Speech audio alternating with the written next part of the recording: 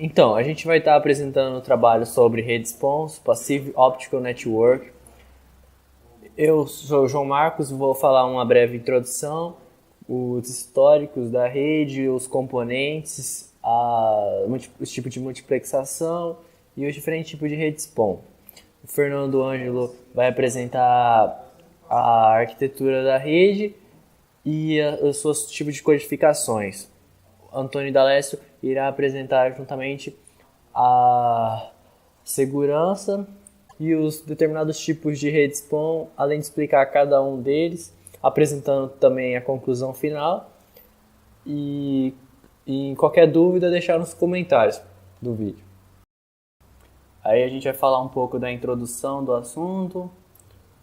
Então, o que é uma rede PON? Uma rede PON, ela é basicamente uma rede completa que ela não utiliza nenhum componente elétrico na rede. A arquitetura da rede é baseada em equipamentos passivos, que principalmente como uma solução de acesso à última milha, que como o grupo de WiMAX falou, last mile, que significa que é tipo a última milha, é o usuário final, como que ela vai chegar até o usuário final, que leva a informação mais próxima do cliente. Então, basicamente é isso, uma rede PON. Aí agora eu vou falar um pouco da história da rede, por que foi desenvolvida esse tipo de rede. Então, desde o surgimento da internet, a demanda por um serviço de alta velocidade vem aumentando gradativamente. Aí surgiram então as tecnologias DSL, que surgiu com a necessidade de disponibilizar altas taxas de dados sobre o fio de cobre, STFC, Sistema de Telefonia Fixa Comutada, possibilitando a integração de voz, imagem e vídeo. Então foi aí então que você teve as primeiras comunicação por voz, imagens e vídeos. Aí chegou um momento que essa tecnologia foi ultrapassada, porque você queria cada vez mais velocidade para você poder usufruir desse serviço. Então, o que foi com essa demanda? Então surgiu as redes optical, que elas estendiam uma maior largura de banda, que podia chegar a gigabits por segundo e está maior disponibilizada, abrindo novas possibilidades de arquitetura para promover novos serviços sobre a faixa larga, que começou a surgir, possibilitou você jogar online, fazer serviços, assistir filmes online, fazer aqueles serviços que antes não era capaz de ter por causa devido à largura de banda. Aí agora a gente vai falar sobre as redes PON. Então, os elementos que compõem uma rede PON são basicamente as OLTs, as ONUs, ONTs, os splitters, que é um dos principais equipamentos da rede, e a fibra ótica, no caso, que seria o principal. As OLT, elas podem ser definidas como se fosse a central de serviço, ela é o que controla a qualidade do serviço, para saber se o usuário está satisfeito com o que ele está recebendo ou não. E ela também faz o SLA, que é Service Level Agreement. É um contrato informal com o provedor do cliente, que são definidos os termos de responsabilidade do portador ao cliente, o tipo de extensão da remuneração se aquelas responsabilidades não forem cumpridas. Que seria o que basicamente é quando o cliente quer adquirir o serviço. Então ele vai lá na central, chega lá e fala, eu quero um link de tanto de velocidade. Aí eles vão definir um valor para esse link, ele vai assinar um termo que vai ter que cumprir, vai estar dentro do contrato. E as OLT também tem uma função de multiplexação dos diferentes usuários, que no caso eles não vão dar uma fibra ótica para cada usuário, né? Então eles vão ter um serviço de multiplexação, que vai ser falado mais à frente. As ONUs e ONT. A ONU, ela é basicamente um equipamento que converte um sinal óptico em sinal elétrico, que no caso é um componente que fica próximo da sua residência, porque ela vai ficar próximo do usuário final. no caso, ela receber os pulsos, vai receber o sinal óptico e vai enviar para os equipamentos um sinal elétrico, para que o usuário final possa usar como um ATM, uma internet ou um IP. As ONT, ela tem um papel de filtrar as células e recuperar somente aquelas que são endereçadas a ele. Porque, por exemplo, se você for ver, quando você está fazendo um download ou fazendo um serviço de download stream, você vai fazer o quê? Os splitters eles vão fazer broadcast para todos os usuários. Então, o papel dessa ONT é tipo, o usuário vai receber ele vai receber só o que ele está pedindo, não vai receber um serviço de outro usuário para deixar a rede segura. Os splitters, como eu falei, que são um dos principais componentes da rede. Os splitters são componentes passivos, totalmente passivos, que têm como finalidade dividir o sinal óptico, aumentando assim a ramificação da rede, deixando mais capilares. Então, como eu disse, a rede ela não vai ser composta a topologia da rede não vai ter, basicamente, cada cliente vai ter uma fibra ótica, até porque a fibra ótica é cara, então, tipo, você não vai fazer um link óptico para cada pessoa direto da ONT, direto da sua central para o cliente. O que você vai fazer? Então, você vai ter um serviço que vai basicamente separar, dividir a fibra ótica, uma fibra ótica para vários clientes. E aí esses splitters, existem de dois tipos conhecidos, que são balanceados e desbalanceados, que vão ser falados mais à frente.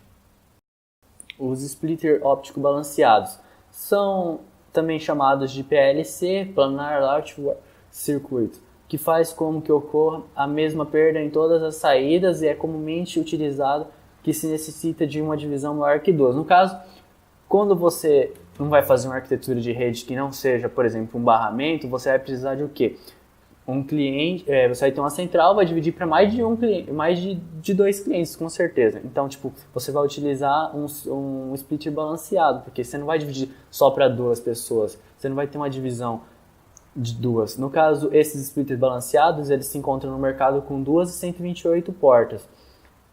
No caso, ele pode ter uma entrada ou duas portas de entrada, que no caso, 2 portas de entrada seria uma porta para envio de dados e outra para gerenciamento da rede, seria onde você ia controlar a taxa de dados que está saindo para cada cliente, E no caso, como aqui está citando, ele faz com que ocorra a mesma perda em todas as saídas comumente. Então, tipo, a mesma quantidade de dados que vai sair vai ter numa saída, vai ser nas outras e assim por diante. Aqui vai ser diferente dos splitters desbalanceados. O modelo de splitter balanceados, eles podem ser mini módulo, ideal para utilização em caixas de emenda ou terminação óptica, consiste em um invólucro que pode ser somente 40 por 4 milímetros. As fibras deste modelo possuem só a primeira revestimento de 0,9 mm e, portanto, precisam ser manuseados com cuidado.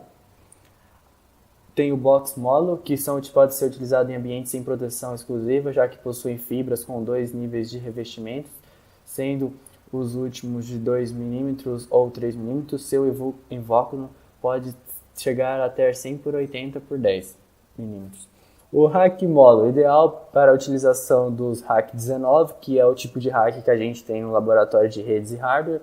Utiliza-se acoplamento frontal para as portas de entrada e saída. Suas dimensões podem ser de somente 480 por 150 por 45 milímetros, que são, no caso, bem pequenos.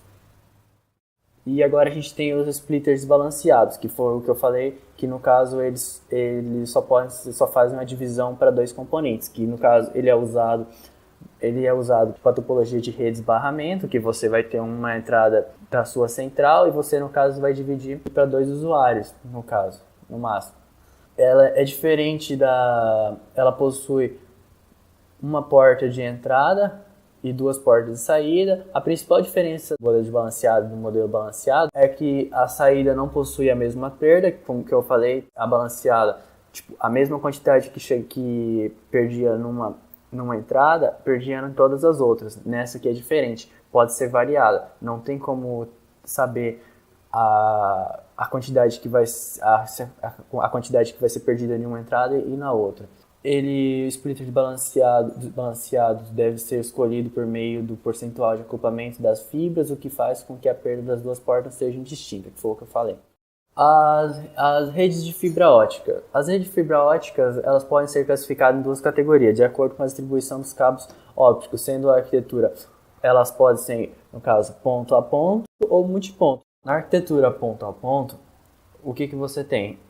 Você tem que o mesmo número de usuários final vai ser a mesma quantidade de fibra ótica que você vai ter, ou seja, você vai ter, da sua central você vai ter um serviço, você vai ter a fibra exclusiva para o usuário final.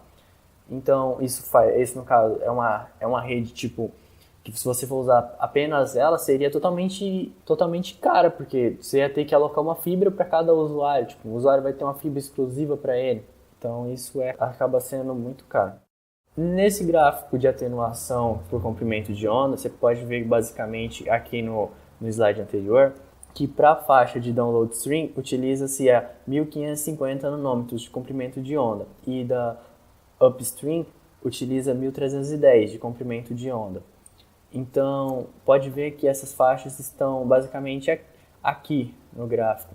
Essa janela aqui de 800 a mais ou menos 900, ela é uma janela toda bem antiga que era utilizada para sistema de comunicações onde era pequena distância, no caso. Hoje em dia já não usa mais, porque tipo, a longa distância é totalmente inviável. É um princípio da década de 70. Nos anos 90 já começaram a utilizar essas outras faixas, que foi o que eu falei, de mais ou menos 1200 e pouco a 1350, que é a faixa que é a segunda janela, que são utilizadas para médias e longas distâncias, e hoje em dia é mais utilizada. Essa segunda e essa terceira janela, que pega de 1500 a 1650 de comprimento, que são a distância que ocorre uma menor atenuação, que no caso, se você for ver aqui na escala de atenuação, a atenuação aqui é bem baixa, então por isso que ela é mais recomendada para a distância, para comunicação a longa distância. A arquitetura ponto-multiponto, que você vai ter o quê? Diversos usuários compartilham da mesma fibra até o nó remoto, que seria o RN. O que significa esse RN? Esse RN ele é o seu splitter. É até onde a sua fibra compartilhada vai chegar para ela dividir, que vai separar ainda a origem as novas fibras para cada usuário final. Aqui nessa imagem a gente pode ver que, por exemplo, que você tem a sua central. A sua central ela é ligada diretamente por uma fibra às outras ONUs, que aí, tipo, como você pode ver, ela pode ter diversos tipos de usuário final. Pode ser uma torre, ou um serviço VDSL, um serviço internet, um FTTB, que vai ser falado mais à frente, ou um FTTH. Aqui no caso, pode ver que cada cada serviço está vindo com um comprimento de onda diferente, que isso vai vai ser útil na hora da multiplexação dessas ondas, que você vai receber diversos sinais, diversos comprimentos de onda, onde você vai multiplexar em uma única fibra até a sua central. Esse URN, que é o nó remoto, no caso, que eu falei, ele pode ser passivo ou ativo. No caso, na nossa rede PON, ele é um serviço ele é um dispositivo passivo, e também tem nas redes ativas, são conhecidas como Aeon. PON versus Aeon. Na rede PON, no caso, é o que a gente está falando, são redes passivas, então, tipo, em nenhum momento da rede você está usando nenhum dispositivo elétrico, a rede é totalmente passiva. E nas redes Aeon, você já tem alguns componentes ativos, então por isso que essas redes Aeon são totalmente, bem dizer, mortas, ninguém usa. Tipo, se você pode usar uma coisa que gasta energia, você pode gastar uma coisa que não vai gastar nenhuma eletricidade, você vai usar uma coisa totalmente passiva, que seria mais barata e que vai fornecer o mesmo serviço. Agora a gente vai falar das topologias das redes PON. Na topologia de redes PON, a gente pode ter barramentos, a gente pode ter anel ou árvores, que são as mais conhecidas, mas pode ter outras topologias, que vão ser as escritas nesses slides. Na topologia de redes barramentos, ela pode ser construída de splitters passivos desbalanceados, onde uma OLT vai fornecer uma fibra e essa fibra vai se dividir apenas para uma ONU. E ainda vai ter, claro que vai ter diversas divisões, mas todas vão ligar no mesmo barramento, na mesma fibra de barramento. Então, por isso que seria útil um splitter desbalanceado. A topologia em anel, você tem, no caso, várias ONUs que estão interligadas circularmente, dão a OLT, ou seja, se essas ONU sofrem um rompimento aqui, então mesmo assim elas ainda ficam conectadas à rede, ou seja, o sinal vão poder chegar nelas por outros caminhos. Então é por isso que é útil uma topologia de rede em anel. Por mais que a fibra seja rompida em algum desses pontos, vão ser poucas ONUs que vão ser atingidas. Se for rompida apenas um ponto, então não vai ter nenhuma perda na rede. Agora, se tiver mais de um ponto, algumas das ONUs vão ficar separadas para o serviço. Mas é uma topologia bem útil. E as topologias em árvores, que são basicamente uma ONT que dão origem, que vão ter um splitter que pode ser balanceado, que no caso vão separar, vão dar a mesma quantidade de perdas para as outras ONUs, que vão ser ligadas por uma fibra ótica. Uma fibra ótica totalmente dedicada ao usuário. Em um certo ponto é claro que vão ser compartilhadas a mesma fibra diretamente para a OLT. Agora a gente vai falar da multiplexação. Até o momento a gente viu as redes PONs. Só que se você vai usar numa rede, você vai ter um serviço de rede PON numa cidade grande ou uma cidade pequena, tanto faz, mas você vai ter mais de um usuário. Não tem sentido a menos que o usuário queira e pague pelo serviço, não faz sentido você ter uma fibra para cada usuário. Então, para esse serviço, você vai utilizar o quê? Você vai utilizar a multiplexação, que é onde vários usuários vão compartilhar da mesma fibra. Então, a multiplexação.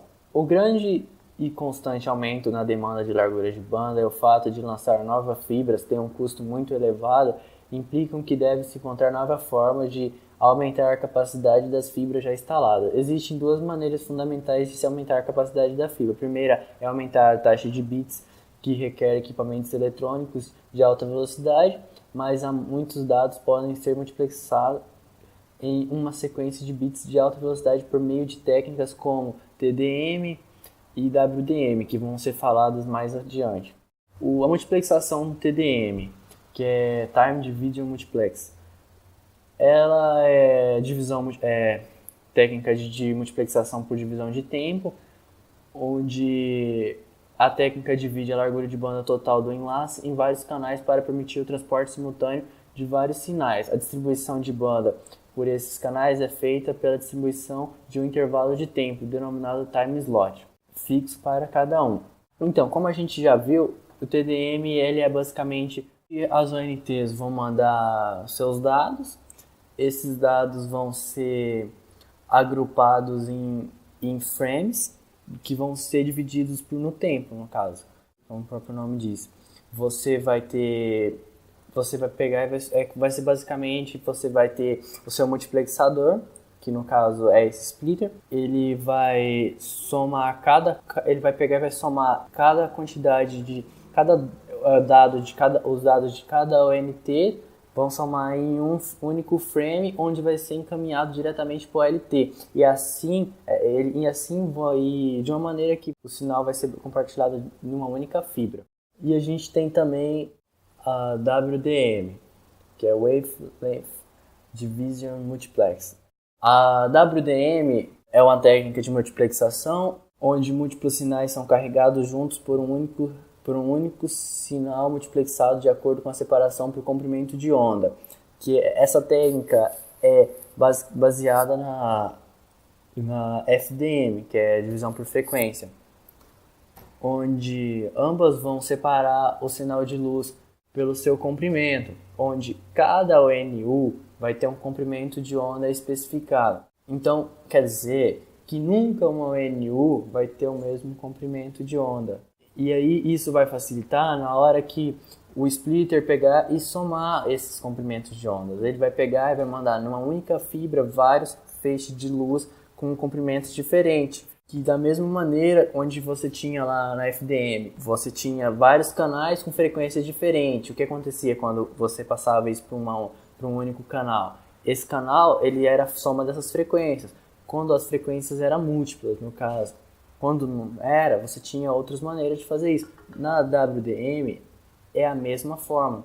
Para demultiplexar o sinal de volta, é o mesmo processo. Como eles têm comprimentos de onda diferentes, então fica fácil fazer a separação desses feixes de luz. Essa técnica ela é uma técnica cara, só que ela é uma técnica totalmente segura e rápida, só que é cara. Então ela exige equipamentos bons de alta precisão, porque os comprimentos de luz não são muito grandes, mas rapidamente você faz essa multiplexação bem garantida.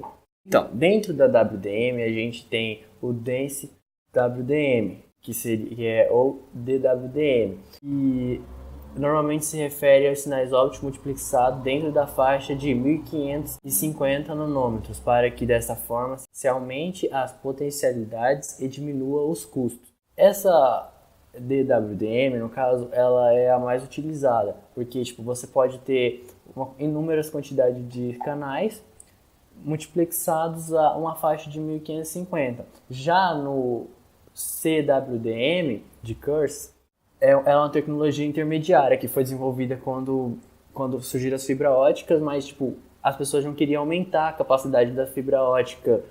Então essa tecnologia foi desenvolvida e ela só consegue multiplexar uma faixa de 8 ou menos canais empilhados numa região de 1550. Então você está limitado, se você usa um CWDM, você está limitado a uma faixa de 8 canais, enquanto com a DWDM você pode usar inúmeros canais. Essa é a diferença entre elas duas.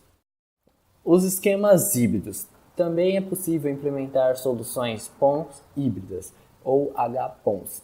É uma técnica WDM ou TWDM que pode ser combinadas quando subconjuntos de ONUs compartilham de comprimentos de ondas comuns. Essas arquiteturas mantêm a escalabilidade, já que os novos usuários podem ser adicionados a cada grupo sem a necessidade de adição de um novo hardware ao OLTs. As HPONs foram propostas para tornar mais simples e flexível e com melhor custos e benefícios na migração da tecnologia FDM para WDM.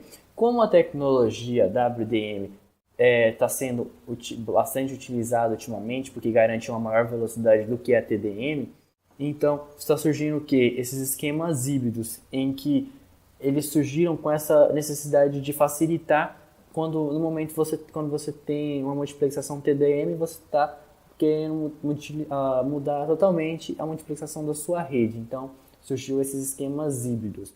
Dentro desses esquemas híbridos foram que surgiram as tecnologias de acessos múltiplos, que são a TDMA e a WDMA. Essas são as tecnologias que, por exemplo, a FDM, elas são multiplexação que ocorre na camada física diretamente, enquanto o TDMA e o WDMA, eles já trabalham na região, a camada de enlace. Sou o Fernando e vou explicar sobre arquiteturas FTTX, ou soluções FTTX, como é conhecido também na literatura. As arquiteturas FTTX, ou Fiber to the X, é um termo genérico para as arquiteturas de redes de fibra óptica, que se originam geralmente de uma CO, ou seja, de uma Central Optical, ou seja, de uma OLT, Optical Line Terminal, e se estendem até as ONUs, que são as Optical Network Unities, receptoras, substituindo o cabeamento metálico como o cabo coaxial habitualmente utilizado para telecomunicações. Essas tecnologias surgiram do momento que as fibras ópticas passaram a ser muito utilizadas. Elas implementam soluções eficientes de telecomunicações, de envio de dados, de múltiplos acessos.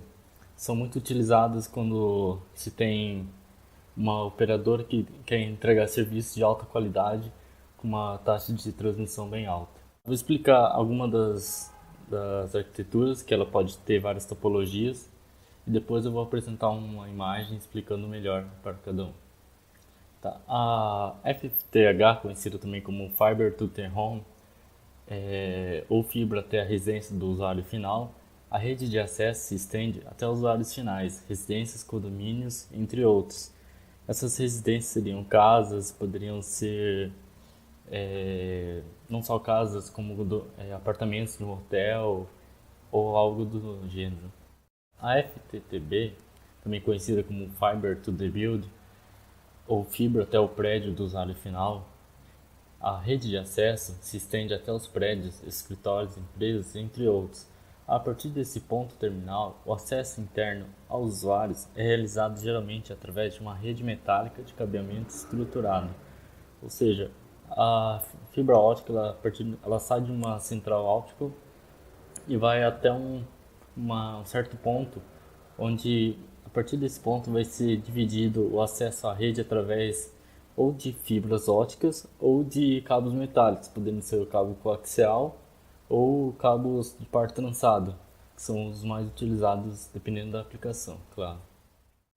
A FTTC, conhecida também como Fiber to the Curb, onde a fibra vai até um armário na rua e a distribuição para os assinantes naquela vizinhança, tendo como meio cabo coaxial, fibra ótica ou par de cobre. Isso que seria o par trançado, né?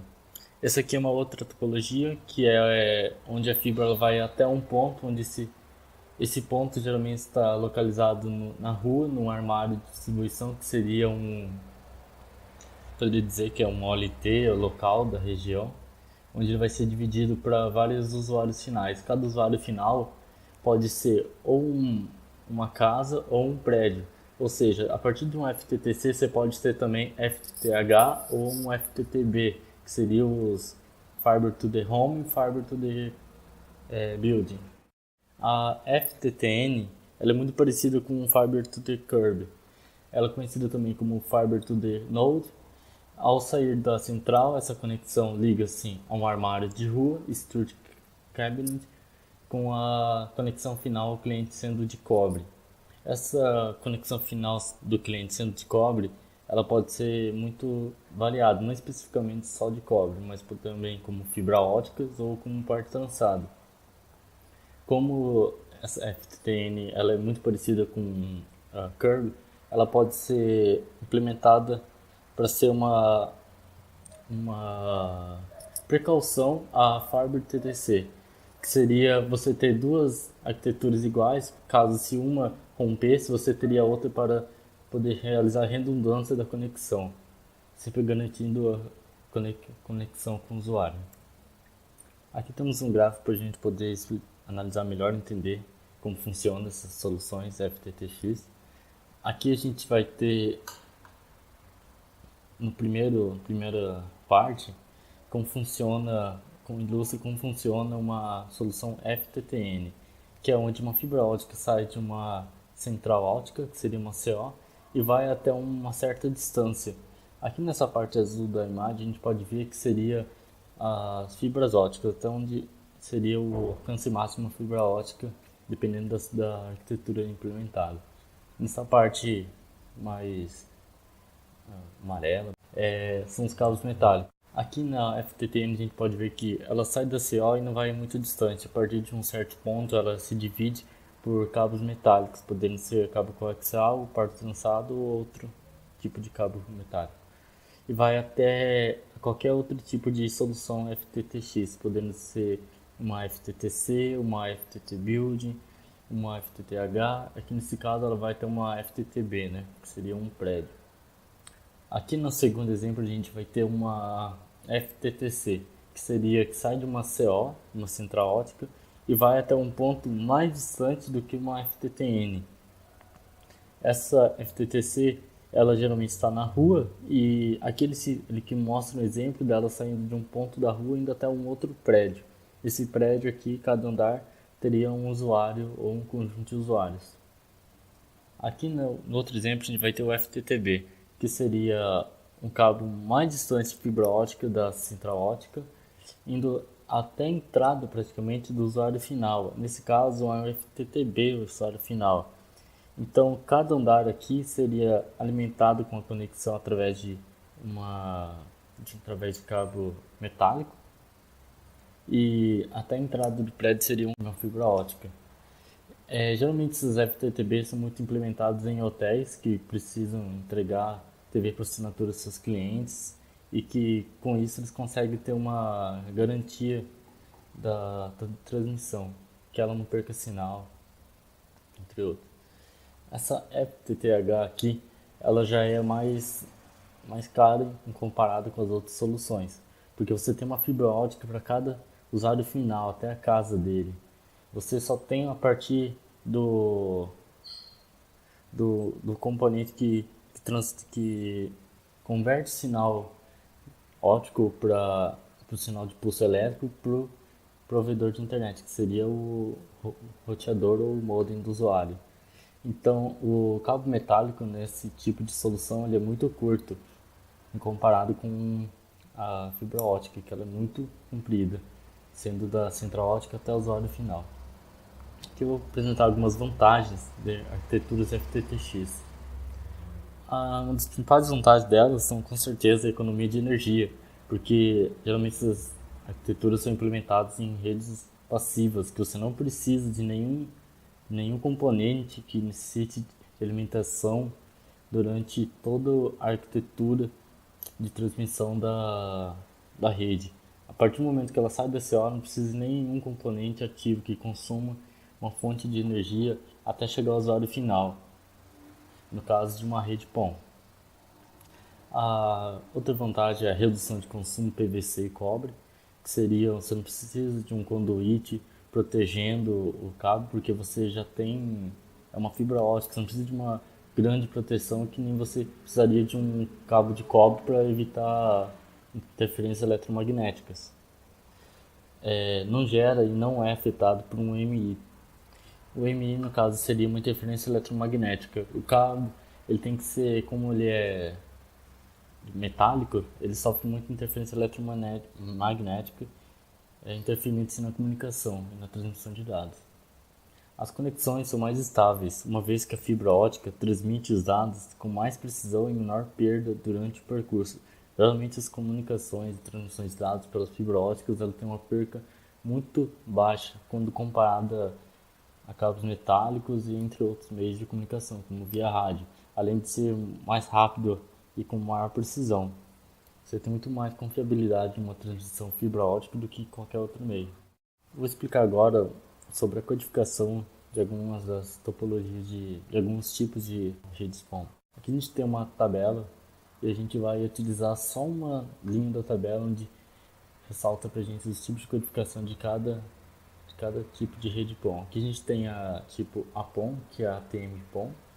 Aqui a gente tem a GPON, que é a Gigabit PON, e a EPON, que é a Ethernet PON.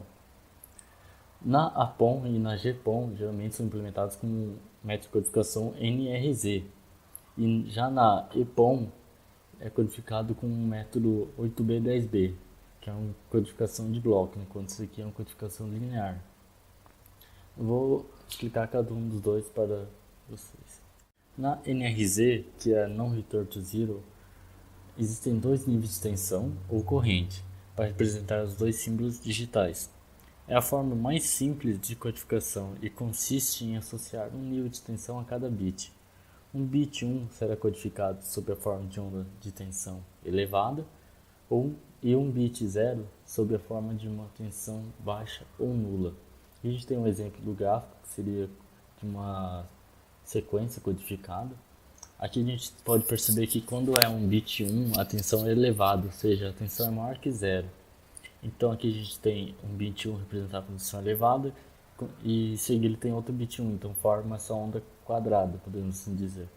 Geralmente sinais ópticos não são periódicos, então aqui a gente vai perceber que quando é zero a tensão ela é baixa.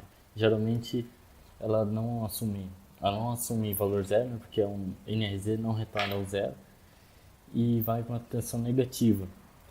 Quando ela na tensão positiva representa sinal 1 e quando é baixa sinal 0. O problema dessa codificação linear NRZ é que ela contém componentes DC, que seriam componentes contínuos.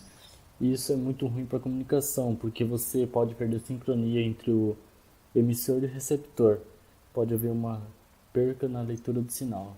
Já na codificação 8B10B, que é uma codificação em blocos, os 5 bits mais significativos são codificados utilizando a técnica 5B6B. E os 3 bits menos significativos são codificados utilizando a técnica 3B4B. Ela utiliza duas técnicas de codificação em blocos para facilitar a codificação e a decodificação do sinal. Aqui na codificação 8B10B, a gente vai ter a recepção dos bits de entrada, que são 8 bits de entrada e serão emitidos 10 bits de saída. Quando recebe os 8 bits de entrada, os 5 bits mais significativos, ou seja, os 5 primeiros bits, que no caso seria da direita para a esquerda. Esses bits daqui para cá seriam codificados com a codificação 5B6B. Daí os outros 3 bits que seriam codificados com a codificação 3B4B. Elas são codificados, depois são unidos e antes de serem transmitidos novamente há um controle de disparidade. O que seria um controle de disparidade? Ele é utilizado para controle, de modo que a disparidade de um método não prejudique o outro.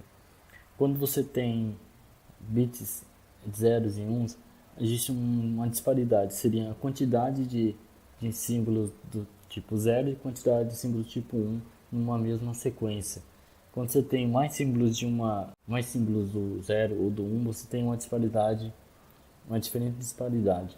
Aqui nesse caso, na primeira palavra, a gente vai ter uma disparidade de 4 bits 1 e o restante seriam 6 bits zeros. Nesse caso aqui, a gente teria uma disparidade de 2. Seriam 6 bits menos os 4 bits de 1. Tem uma disparidade de 2. Quando ocorre a disparidade, ela é diferente de 0 no caso, a gente inverte os bits, tornando todos que eram bits 1 em zeros e todos os que eram os bits zeros em 1, como a gente pode ver aqui no exemplo. Bem, eu sou o Antônio e vou falar sobre downstream e o upstream em rede SPON. Bem, downstream. O que seria o downstream? O downstream, ele é quando o usuário, no caso, realiza qualquer operação tipo de download ou mesmo quando ele está visitando páginas web, por exemplo. Então você tem uma movimentação de dados no sentido downstream, que seria do provedor do serviço até o usuário final, no caso. Então o sentido downstream de dados é dado da OLT, né, no caso, que é o provedor de serviço, para as ONUs ou ONTs, como a gente já tinha visto anteriormente. Nesse sentido, tecnicamente não existe problema de colisão, né? O que seria isso? Bom, imaginando que você tem o seguinte esquema, no sentido downstream. Você tem o provedor de serviços, sua OLT, e você tem seus usuários, suas ONUs aqui, ou ONTs, que estão consumindo dados. Beleza. O que acontece? No sentido downstream, todos os dados que estão trafegando na rede, eles são mandados por broadcast. Então, o que acontece? Você tem todos os dados dos usuários trafegando em um único, nossa fibra ótica que vai até o splitter, e aí todos eles estão lá enfileiradinhos, e aí o que acontece? No splitter ele envia esse mesmo sequência de dados que está chegando, do jeito que chega, ele envia para todo mundo. Cada usuário, no caso, ele vai pegar, é como se ele pegasse o seu próprio, né? De onde pega o seu próprio dado. Por exemplo, esse aqui é um, ele no caso iria pegar apenas um dos 3 que estão chegando aqui. Esse pegaria o 2 e esse pegaria o 3. É como se você tivesse um identificador nos pacotes que identificariam o usuário final, e aí ele conseguiria saber assim distinguir qual dos pacotes é o dele. Agora temos o sentido upstream. O que é o sentido upstream? Bom, ao contrário do downstream, que é da OLT para as ONUs ou ONTs, o sentido upstream ele se dá das ONTs ou ONUs para a OLT, que seria quando o usuário, no caso, realiza upload de algum arquivo ou ele realiza solicitações, no caso. Qualquer solicitação que ele faz do lado do lado dele, do cliente, ele é feito por um upload.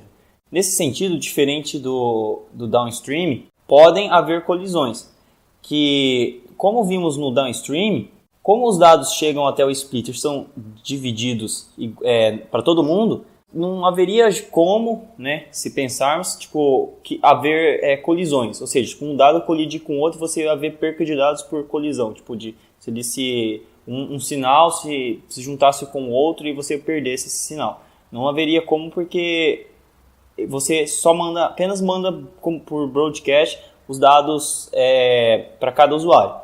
Já no upstream, como você tem dados trafegando do lado do usuário para a OLT, ONU, para o provedor de serviço, podem haver colisões se esses clientes eles não estiverem tecnicamente sincronizados.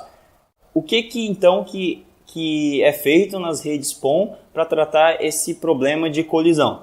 Bom, normalmente esses problemas de colisão eles são tratados utilizando-se uma técnica chamada ranging, que eu vou falar agora. Nessa imagem a gente consegue visualizar como se dá o tráfego de dados no sentido upstream, que, né, no caso se dá da ONU, ou poderia ser um ONT, até a OLT. Então você tem, cada um manda seus dados, e caso essas ONUs não estejam sincronizadas, você pode ver claramente que poderia acontecer um caos aqui, tipo, e ocorrerem colisões, né? Já que, tipo, se elas mandam dados ao mesmo tempo, ou por algum motivo elas não mandam ao mesmo tempo, mas acontece de chegar aqui no splitter ao mesmo tempo os dados, então vai acontecer uma bagunça. E aí, como que eles tratam isso? A gente vai ver a seguir. Bom, o que seria range, né? Sempre que uma ONU ou ONT ela é inserida na rede PON, ela, tipo, seja porque é um novo cliente que aderiu ao serviço, ou porque houve uma queda de energia no momento e ela está se recuperando daquela queda de energia assim que volta, o que vai acontecer? Vai ocorrer um processo de ranging, que é o mesmo processo utilizado para tratar colisões, no caso. O que esse processo faz? Ele, primeiramente, ele visa garantir que não haja colisões, no caso, nesse sentido de upstream. Quando essa ONU ou ONT, seja por queda de energia ou por algum motivo lá que aconteceu, ou porque ela entrou pela primeira vez na rede PON, ela vai enviar uma solicitação à OLT para que ela seja incluída dentre todas as outras ONTs ou ONUs que tem na rede, né? Nesse momento, o que acontece? A OLT, ela simplesmente suspende o upstream de todas as redes. Então, naquele momento, a parte que uma quer se conectar, todas as outras que estavam já conectadas e normalmente, elas serão suspensas o serviço de upload dela. E aí começa o processo de ranging, que é basicamente incluir essa nova ONU ou ONT que está solicitando. Nesse processo, quando está havendo o processo de range, o que pode acontecer? Pode acontecer que mais de uma ONU ou ONT, se por exemplo, se caiu energia num bairro, mais de uma ONU ou ONT vai solicitar para ser incluída dentro da rede novamente para a OLT. Então, se por acaso mais de uma ONU ou OLT envia dados e por acaso eles chegam ao mesmo tempo na OLT, esses dados estará de certa forma corrompido, né? Porque eles estarão irreconhecíveis pela parte da OLT. O que acontece? Como a ONU ou a ONT que estavam solicitando serem incluídas dentro da rede não obtiveram resposta, elas irão autopenalizar com um tempo aleatório para que ela envie novamente uma solicitação para a OLT. Nesse momento que você consegue fazer com que não haja colisão nesse processo de solicitação para que a ONU ou a ONT seja incluída na rede. Porque já que cada uma vai sortear um número aleatório, né? Cada um, vamos supor que uma sorteia 10 segundos, outra sorteia 20, e aí a de 10 segundos acabará primeiro, então ela vai enviar uma solicitação para a LT. E aí, como tem o caso de que uma OLT, assim que recebe uma solicitação de range, ela bloqueia o upload de todo mundo, então, quando a segunda, por acaso, terminasse a contagem dela, ela simplesmente só seria bloqueada para upload e ficaria assim até que terminasse o processo de range. Também nesse processo de range, assim que a OLT recebe a solicitação para inserção da nova ONU, ela envia uma mensagem contendo um timestamp do momento que ela enviou. Então ela pega essa mensagem e envia a ONU.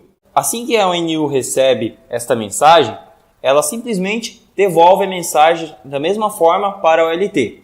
A OLT então pega esta mensagem que chegou e, baseada no tempo atual, ela subtrai do tempo que ela tinha enviado na mensagem e, sendo assim, ela tem o tempo de ida e volta do pacote até o destino. Além disso, é incluído uma soma do tempo para envio do pacote de upload. Como o pacote tem um número de bytes fixo, o tempo para envio deles por cada um dos clientes é o mesmo. Então, esse tempo é somado a esse tempo de ida e volta, que é conhecido como Round Trip Time, que é o RTT. Beleza. Depois de calculado esse tempo, a OLT então envia uma nova mensagem e dentro da mensagem ela coloca esse tempo de ida e volta. E como as mensagens são enviadas por broadcast, todas as ONUs que estão na rede vão receber.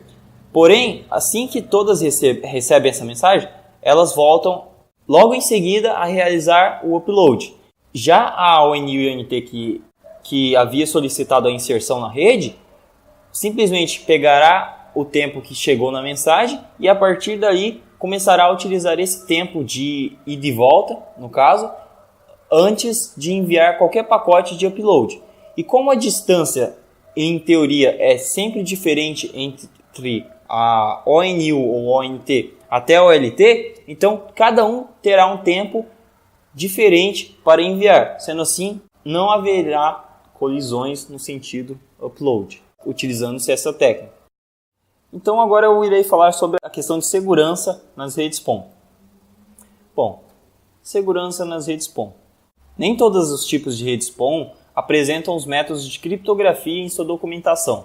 Normalmente, o que se tem nas documentações são sugestões de técnicas de criptografia para se utilizar na criptografia dos dados na rede, as quais também devem ser implementadas pelos fabricantes dos equipamentos ou pelos fornecedores de serviço. Dentre as técnicas de criptografia que normalmente são citadas nas documentações estão a técnica AES, que é Advanced Encryption Standard, que basicamente é uma técnica de criptografia que utiliza uma chave de 128 bits para criptografar os dados. Como no sentido upstream de uma rede PON, do cliente até o splitter que faz a junção dos dados de todos os clientes e envia até a OLT, como são canais que são exclusivos até o splitter, não há necessidade, a princípio, de criptografia dos dados nesse sentido, já que nenhum outro cliente possui acesso aos dados dos demais. Então, como é uma tecnologia extremamente direcional, é praticamente impossível você interceptar os dados nesse sentido de upstream. Porém, existem estudos que comprovam, por meio de simulações, que existe a necessidade de criptografia sim no sentido upstream. Esses estudos, eles demonstram que, dependendo da taxa de divisão dos splitters, ou ainda por emendas mal feitas dentro da rede PON, pode ser que haja também uma reflexão do sinal devido a emendas ou encaixes mal feitos nas fibras óticas, o que poderia ser aproveitado por pessoas com más intenções. Porém, quando existem métodos de criptografia que são implementados na rede, o que acontece? Citando o exemplo da metodologia de criptografia AES, que utiliza uma chave para criptografia, o que acontece? A OLT solicita uma chave para a ONU no sentido downstream. A partir daí, a ONU sorteia uma chave aleatória e envia de volta a OLT para que a mesma possa criptografar os dados utilizando aquela chave. Porém, o envio dessa chave da ONU à OLT é feita sem nenhum tipo de criptografia. Sendo assim, a chave poderia ser interceptada e utilizada para descriptografar os pacotes que trafegam na rede. Porém, pode-se notar que é bastante complicado a interceptação dos dados no sentido upstream, já que para isso você precisaria romper a fibra e utilizar algum equipamento para capturar os dados que estão trafegando. Alguns desses problemas de segurança poderiam ser corrigidos com a utilização da técnica que havia sido citada anteriormente, que é a WDM, que é aquela técnica de divisão do comprimento de onda. Como aconteceria isso? Como a técnica de multiplexação por comprimento de onda utiliza um comprimento de onda diferente para cada cliente, se houvesse, por algum motivo, algum tipo de reflexão ou alguma tentativa de interceptação dos dados, como o comprimento de onda é diferente para cada cliente, cada um consegue ler apenas o seu comprimento de onda. Porém, não necessariamente apenas a utilização dessa técnica seria o bastante para solucionar todos os problemas de segurança. Então, além de utilizar-se dessa técnica que já garante um alto nível de segurança, também seria necessário a utilização ainda de outras técnicas de criptografia dos dados, para melhorar ainda mais a segurança do usuário. Porém, essa técnica não é muito utilizada devido ao alto custo dos equipamentos que são necessários para implementá-la. E agora eu irei falar sobre os tipos de redes PON. Bom, basicamente existem vários tipos de redes PON documentadas atualmente. Temos a rede APON, que é a TM-PON, e as redes BPON, que é Broadband PON, que são documentadas e normatizadas pela ITU-T G983. Temos também a rede EPON, que é a Ethernet PON, que é documentada pela I3E, que no caso é 802.3AB. Temos a GPON, que é Gigabit Capable PON, que é normatizada pela ITU-T G984. E temos a 10G-EPON, que é normatizada pela I3E 802.3AV. E a NG-PON, que é a Next Generation PON, que é normatizada pela ITU-T G987. Cada uma delas será descrita brevemente a seguir. As redes APON e BPON. Ambas essas redes, tanto a APON quanto o BPON, podem ser consideradas as mesmas. Ambas essas redes, tanto a APON quanto o BPON, utilizam o protocolo ATM e realizam as suas transmissões a partir de bursts de células ATM. As redes BPON acrescentam vários serviços que requerem alta largura de banda, os quais não eram oferecidos pelas redes APON. As redes BPON, no caso, suportam serviços de distribuição de vídeo, por exemplo, que requerem uma alta largura de banda. Serviço esse que não era suportado pelas redes APON. Existem implementações das redes BPON que utilizam multiplexação por divisão de comprimento de onda, que foi citado anteriormente, no sentido downstream. Porém, possui também implementações mais comumente usadas que utilizam TDM, que seria multiplexação por divisão de tempo, justamente por ser uma técnica que requer menos recursos e ser uma técnica mais barata em relação à multiplexação por divisão de comprimento de onda. Para a segurança, as redes BPON utilizam a técnica que é conhecida como churning, na qual a chave ela é gerada pela ONU ou ONT e é trocada pelo menos uma vez a cada 1 segundo, semelhante ao método AES que foi citado anteriormente, diferindo apenas no tamanho da chave. As taxas de dados de downstream e upstream de ambas as redes são assimétricas, ou seja, as taxas de dados para upstream e downstream são diferentes. As redes EPON. As redes EPON, elas surgiram com o intuito de utilizar como encapsulamento principal os padrões já bem consolidados do Ethernet. Nessa rede, existem diversas melhorias em relação aos padrões APON e BPON, principalmente em termos de velocidade, que será visto a seguir em uma tabela a qual mostrará as velocidades no sentido upstream e downstream das redes PONs que estamos tratando. As redes GPON, elas apresentam melhorias em relação às redes anteriores que foram citadas, no caso a APON e BPON e a EPON. Ela suporta as taxas de dados simétricas de 622 megabits por segundo ou ainda 1244 gigabits por segundo e taxas assimétricas de 2488 gigabits por segundo em downstream e 1244 gigabits por segundo no sentido upstream. Essa rede utiliza multiplexação por divisão do tempo, TDM. E normalmente as distâncias máximas que você consegue atender utilizando o modelo de rede GPON variam de 10 a 20 km no máximo. Uma curiosidade desse tipo de redes é que o número máximo de divisões que ela suporta para que não haja altas percas consideráveis de dados são 64 divisões. As redes 10G EPON e NG-PON, elas foram redes que foram recentemente homologadas e não possuem muitas aplicações no mercado ainda. Porém, o objetivo dela é oferecer altas velocidades ainda mais altas do que as redes anteriores, tanto para sentido downstream quanto upstream. Ambas possuem taxas simétricas de 10 gigabits por segundo ou ainda taxas assimétricas de 10 gigabits por segundo para downstream e 1 gigabit por segundo para upstream.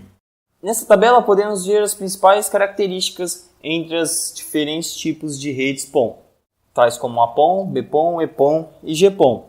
Uma das principais características que podemos notar é as velocidades de transmissão de todas as redes, que para as duas primeiras, APON e BPON, como já afirmado anteriormente, são assimétricas, e para EPON e GPON existem variações onde algumas são simétricas e outras são assimétricas, como é o caso da GPON. E agora, para fechamento do trabalho, irei apresentar as nossas conclusões. Podemos notar que as tecnologias de redes PON já são realidade no nosso dia a dia. Elas vêm com o intuito de oferecerem altas velocidades, tanto para upstream quanto para downstream, tudo isso a um baixo custo. Podemos notar que esta possui vários tipos de arquiteturas e pode ser implementadas de várias formas e em vários contextos, tanto para empresas quanto para usuários normais. Podemos também observar que alguns tipos de redes possuem alguns problemas de segurança que não são documentadas em suas normas, sendo que essas ficam sob a responsabilidade das empresas que oferecem o serviço. Porém, são apresentadas algumas possíveis soluções e sugestões para que este problema seja solucionado. Essas foram as nossas referências. Muito obrigado!